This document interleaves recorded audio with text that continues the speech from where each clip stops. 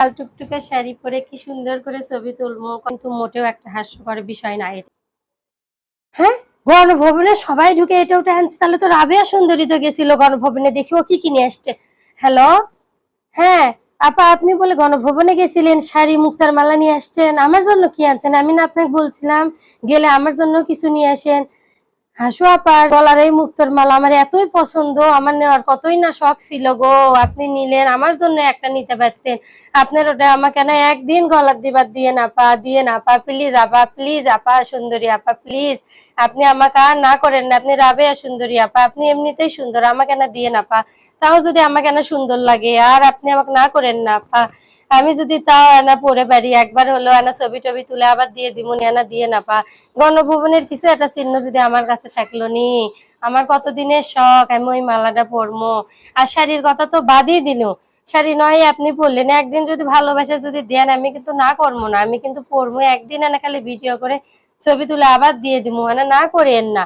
আর আপনার কাছে কি আর কারো নাম্বার আছে যাই গণভবনের থেকে? ও হ্যাঁ, ভালো কথা, আপনি বলে লিপস্টিক নিয়ে আসিছেন, লিপস্টিকটা এনা দিয়ে আমার ঠোঁটটা এনা কি সুন্দর লাগবি নি, এনা সবাক কমনি হচ্ছে না দিয়ে না চা। আপনারা সগলি গেছেন, আমি যে কৃষক গেনু না আল্লাহ, আমি যে কৃষক গেনু না, আমি যদি আজ ঢাকার থাকলো নি, আর যদি গাড়ি ঘোড়া থাকলো নি, আমি তাহলে গেনু নি আন্দোলন করবেন। আমি তাহলে যাই গণভবনের আইরে, গণভবনের সব জিনিস সগলি কি সুন্দর মাছ নিয়ে যাচ্ছে, সগলি কি বড় চার পাল্লা ডিপ ফ্রিজ নিয়ে যাচ্ছে। হ্যাঁ হ্যাঁ, কি করছে, ডিপ ফ্রিজ পর্যন্ত নিয়ে যাচ্ছে, সুপার থেকে শুরু করে সবই নিয়ে যাচ্ছে। আমি যে কৃষক গেনু না, আমি সামান্য একটা মুক্তোর মালা সেটাই লিবার পেলু না। এমন কোনো মানুষ নেই যে যাই কিছু লেয়নি। শাক সবজি থেকে শুরু করে বেগুন গাছের থেকে বেগুন ছিঁড়া পর্যন্ত শুরু করে গণভবনের থেকে মানুষ কি না লেয়নি, মানুষ সবই লিছে, কোনোটা বাদ তৈনি। এমনকি আমি আজকে সকালে উঠে দেখলু এক ভাই তো পায়খানা করার প্যান শুদ্ধ নিয়ে চলে যাচ্ছে, তার বাড়িতে মনে হয় পায়খানার কুয়ো খুঁড়ে তুছে প্যান বসায়নি, প্যান কেনার টাকা আসলো না, গণভবনের যায় প্যান পর্যন্ত লিয়ে লিছে, এসি টেসি যত যা আছে সগলি লিছে, যে যা পারছে ঘাড়ত করে ঘাড়ত পর্যন্ত সিয়ের তুলে লিছে, টেবিল পর্যন্ত ঘাড়ত তুলে লিয়ে গেছে। এই স্বামী গেলে যে আমি কত কি নিনুনি, আমার মনের কতদিনের শখ গণভবনত যাবো, না গণভবনে জিনিসপাতি দেখমো, না লিবার পারনু, দেখার শখটাও তো পূরণ করা পারনু না, আমি গেলে যে কত কি নিনুনি।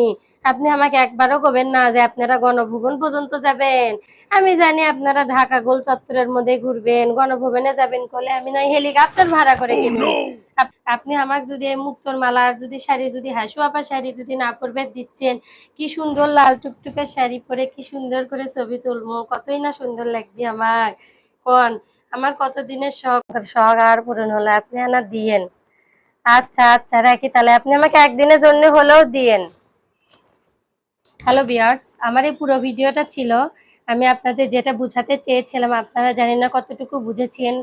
সংসদ ভবন এটা গণভবন কিন্তু আমাদের নিজের দেশের সম্পদ, এটা হচ্ছে যে কারো ব্যক্তিগত মালিকানা না, এটা আমার আপনার বা এটা কারুরই না, এটা আসলে আমাদের দেশের গণতান্ত্রিক একটা সম্পদ, দেশের সম্পদ।